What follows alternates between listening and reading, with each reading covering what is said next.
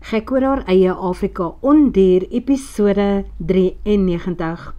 Sergio land die delta op die stukpad binne sigafstand van die staatjie, waar die beseerde koeie staan en bulk van pyn en trauma. 2 van hulle sleg oopgeskeer. Dit neem 'n hele paar uur uit die dag vir hom, Rory en die span om die nodige laserasies en skoonmaak van die wonde te doen, die inspuitings te gee en vir die mense van die staatjie die nodige voer en gras te los, waar die diere nou agter 'n stomp en doringtak heining gehou gaan word, tot hulle die leeu's gevind het. 'n Heining wat die studente, die veldwagters en vrywilligers help bou het, terwyl die veeartse aan die diere gewerk het. Dit was genoeg moeite om die 7 van hulle weer in die bosse en veld bymekaar te gaan maak, na die chaos wat die 3 leeu's veroorsaak het. Die beeste is vir die mense hier baie kosbaar, al is hulle kondisie swak. Intussen soek die veldwagters steeds na die spore van die leeu's wat die diep skraapwonde in die maarkoeie gemaak het. Dit blyk 'n onbegonne taak te wees. Die beeste het sirkelspore bo die leeu's ingetrap en die mense van die stad se spore, terwyl hulle na die beeste gaan soek het, is bo oor dit alles. 2 manne van die staatjie neem later vir Sergio na die plek waar die leeu's blykbaar die kalf se karkas gelaat het. Maar daar is niks meer oor om te sê nie, ook nie spore nie. Die hyenas het daarmee klaar gespeel die afgelope 2 dae. Rory en die res van die groep wag vir hom by die Microlight met die Hyundai hospitaalwa en die bakkies. Dit is die plek waar hulle teen 5 uur ook sal kamp opslaan, as hulle nie die leeu's met die muggie onder oë kry nie. Dit is nie 'n lekker vooruitsig nie, daar is nie water nie, geen geriewe nie, en ook nie regtig kos nie. Die tentjies is klein, maar dit is daarom nou eers 1 uur. Die dag is nog jonk, baie kan nog gebeur, al is dit die moeilikste tyd van die dag om leeu's te probeer raak sien uit die lug. Op die warmste deel van die dag lê hulle en slaap, onder groot bome as dit warm is, en as dit nie so warm is nie soos nou, enige plek waar hulle die son op hulle liggame kan voel, maar saam smelt met die geel gras. Sergio en Rory strap terug na die vliegtuig met die koördinate wat die veldwagters gegee het, waar hulle glo hulle die leeuspore vir die laaste keer gesien het. Sergio wag totdat Rory sy helmet op het, sy sit gekry het en homself ingegordel het, voordat hy dieselfde doen, die engine aansluit en begin taxi. Ten minste werk die stuk reguit pad met die muggie, want Sergio kry hulle sonder enige moeite in die lug. Hy vlieg 'n eerste nabydraai, 2 effens weier sirkel, en so hou hy aan sirkel. En op 'n stadium met 'n verbyvlug tik Rory hom op die skouer.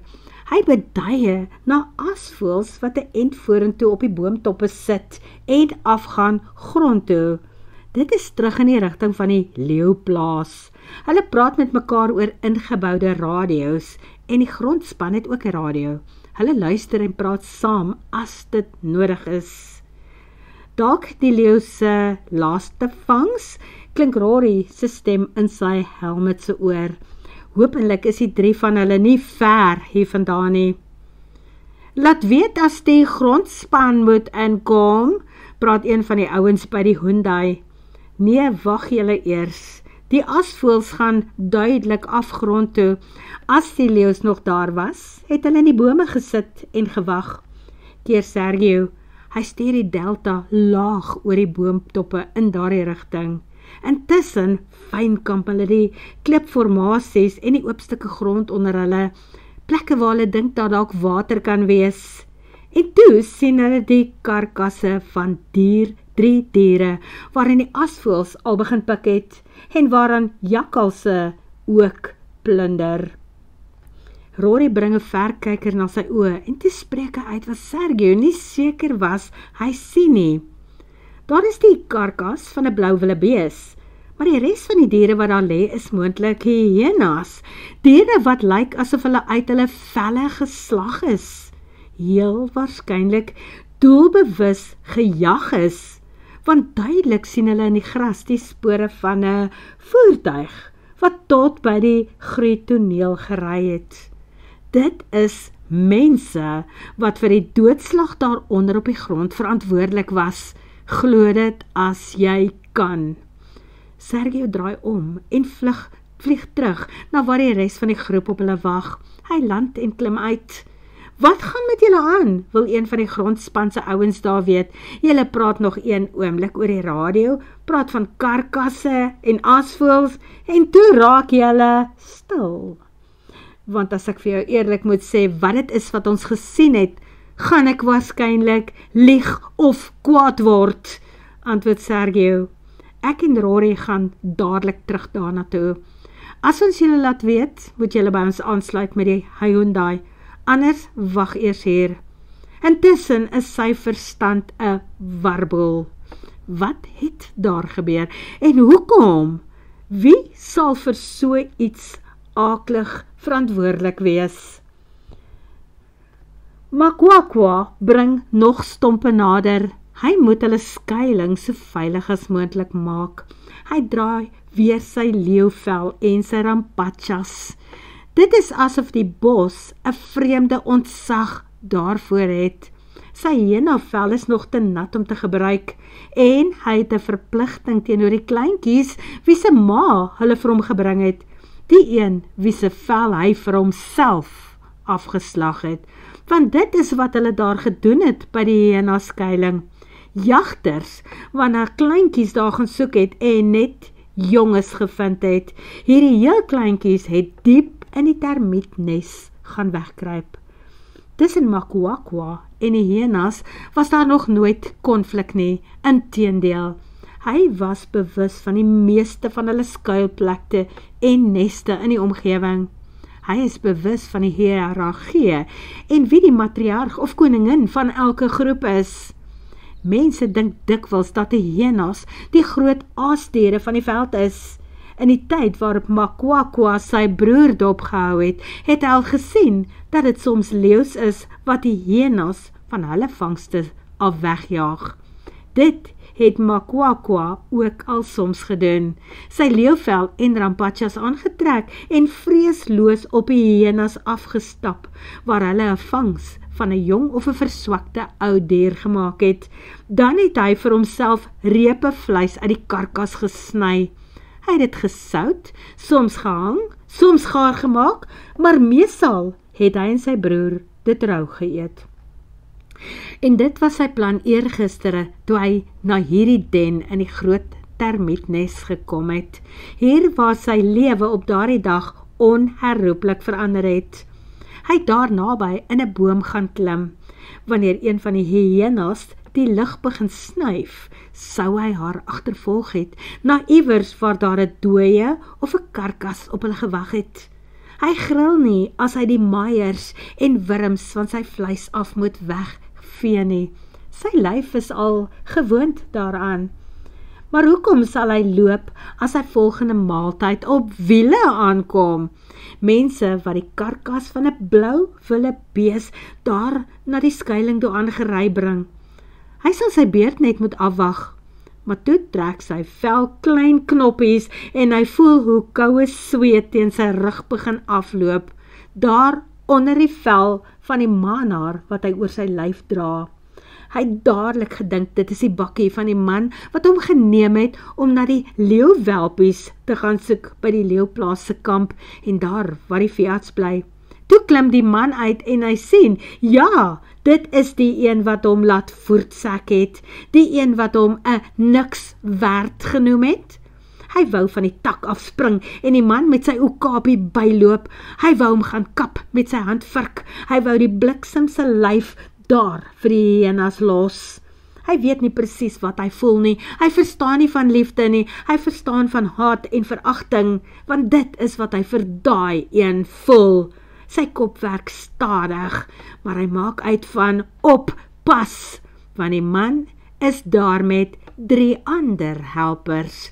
Om een of ander duistere rede het hulle spesiaal vir die hyenas 'n feesmaal gebring.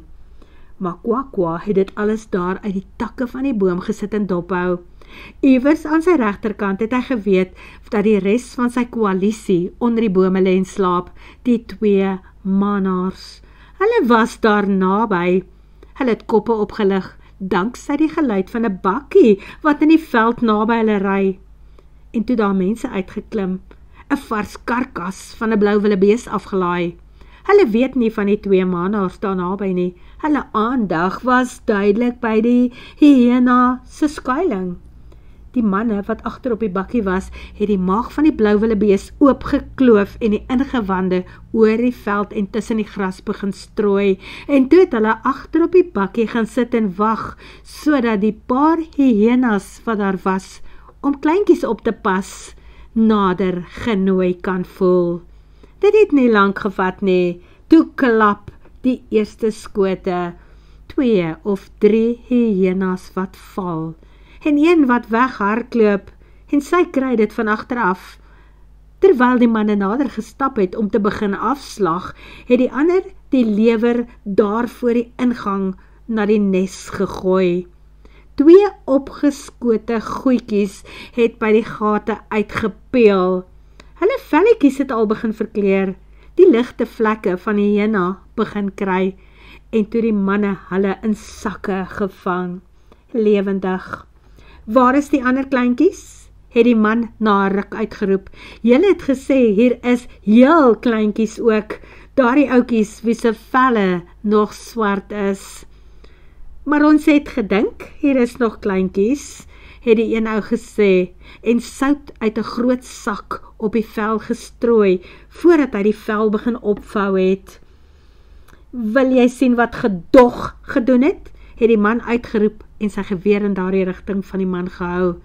Vir die ander ou wat stadig geslag het hy ook geskree, maak gou, wil jy dat die asvoëls ons aan die wêreld uitbasyn, dit wat hier gebeur? Of so iets, maar Kwakwa verstaan nie alles wat hierdie mense altyd sê nie, maar hy kon sien dat die man haastig begin raak het, want hy het sommer aan die mense wat hom help begin stamp. Maar Kwakwa kon seker nader gestap het en gesê het, daar is heel kleintjies, hulle kruip net baie diep in die diepste gate van die nes weg. Daar kon hy seker die held van die dag geword het, sy naam in ere herstel het voor die groot jagter wat hom so beledig het. Maar hoekom sal hy dit wil doen? Die man het gesê, jy's nie werd om ou Makwakwa se skoene vol te trap nie.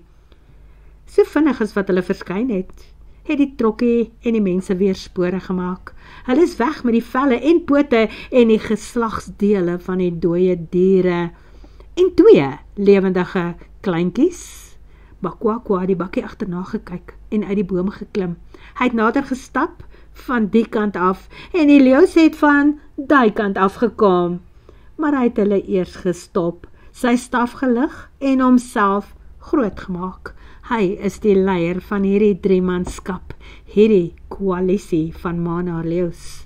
Met sy mes het hy vir homself 'n paar groot stukke vleis uit die blou wildebees se romp en bout gesny.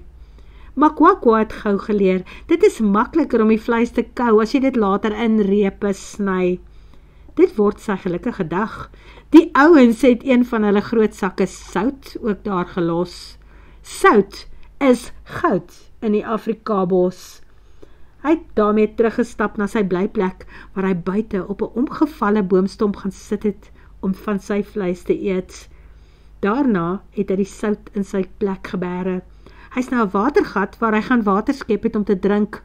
Daar was 'n geritsel in die gras om hom. Kwakwa het oorent gekom en sy staf gelig. Gewoonlik die manier waarop hy ander diere gestop het. Hy is nou by die watergat, dit is syne. Maar dit was die matriarg, die hyena, wie se kleintjies daar in die diepste gate van die termietnes op haar gewag het. Sy was swaar gewond.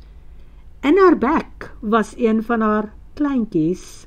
Miskien was sy net op soek na 'n nuwe wegsteekplek vir die babas. Sy het die kleintjie laat val en omgedraai terug den toe. 'n paar minute later was sy terug met die ander enetjie en toe het sy gaan lê om aan die wonde in haar sy te kou. Haar ingewande het daar begin uitval. Daarna het sy gevrek deur die nag, terwyl haar babas vir oulaas haar melk en bloed en darms gedrink en geëet het. Makwakwa het haar en die kwesbare kleingoed die volgende dag daar gekry. Dood was sy, en hulle styf teen die koue karkas van hulle ma. Hy kon hulle maklik vang en wegneem na sy skuiling en daar gaan toemaak. Daarna het hy gaan doen wat hy die ander sien doen het, haar vel gaan afslag, gesout en dit opgevou. En toe het hy dit gaan oopstrooi oor die laat takke van die struike. As hierdie vel hom nog sterker gaan maak as wat hy nou is, dan hou hy dit vir homself. Maar toe moes hy eers 'n plan maak vir melk vir sy 2 nuwe klein honde diertjies, 'n bokma en haar lam. Jy hoef net 'n klein bietjie slimmer as die natuur te wees om baas te speel oor die diereryk. En met Makwakwa een en al sy voorvadergeeste wat nou in hom loop, het hy die wysheid van vele geslagte. Sit daar by die vel en kop van 'n manarleeu, dan heers Makwakwa sterfloos en byna gevoelloos soos 'n zombie oor sy eie klein stukkie natuur en ook oor die skatte wat aan hom toe vertrou word, sy nuwe babas. Hy is klaar lief vir hulle. Hyenas is slim. Hy sal hulle leer, soos wat ander mense van die stede, hulle honde leer. Hy sal hulle beter in toom hou, as wat hy ooit leeubabietjies in toom sal kan hou, want die hyenas is meer gehoorsaam. Jy moenie dink dat Makwakwa te dom is, omdat hy so stadig van begrip is nie. Nee, hy is nie dom nie, net skugter en versigtig, en sy begrip is nie altyd op ander plekke nie. Wanneer hy 'n raasding oor die bome hoor aankom, pak hy die vel hastig met die takke toe. Dit moet nie van bo af gesien word nie. Hy duik by sy nuwe kinders en die bokma by sy skuiling in. Tyd om laag te lê, want die ding vlieg oor en weg, maar hy weet mos, net daarna gaan daar 'n voertuig aankom. Afrika het donker geheime, besluit Sergio, terwyl hy 'n uur later tussen die hyena karkasse deurloop. Wat is die doel van dit wat hy hier voor hom staan en aanskou? Diere wat koelbloedig doodgeskiet en afgeslag is. Ja, want dit kan hy en Rory duidelik sien, selfs al het die aasvoëls al gepik en verwoes. Daar is spore van kleintjies, maar die goedjies is beslis nie meer daar nie. En daar is leeuspore, leeu's wat aan die blauwillebees karkas kom vreet het, nadat die mense daar was. Verseker het hulle nie aan die hyenas se vleis gevreet nie, alhoewel dit nie heeltemal benede hulle sal wees nie, want vleis is vleis. Sal ons die leeuspore nou volg? Vra Rory, maar Sergio voel vuisvoos. Nee, ek glo nie hulle gaan te ver wees nie. Solank hier vleis is, sal hulle terugkom, al is dit vir die hyenas. Kom ons laat weer die res van die span, dat hulle maar kan begin kamp maak. Ons sal môre terugkeer hiernatoe met voertuie. Ek wil eintlik die Delta voor donker terugneem plaas toe. Ek weet nie of jy saam met my wil vlieg nie. Terug in die bakkie skud Rory sy kop vir die hoeveelste keer van ontsteltenis. Hy spreek die woorde uit wat Sergio ook vermoed.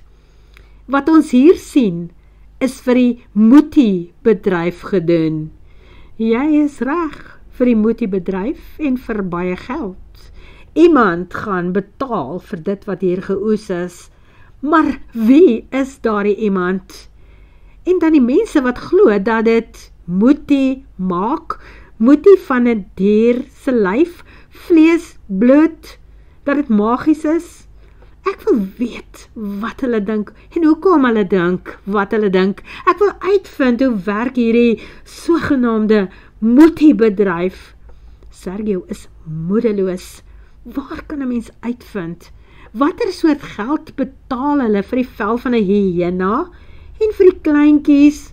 Want hierdie ouetjies wat weg is, wat verdwyn het, is ongeveer 3 maande oud.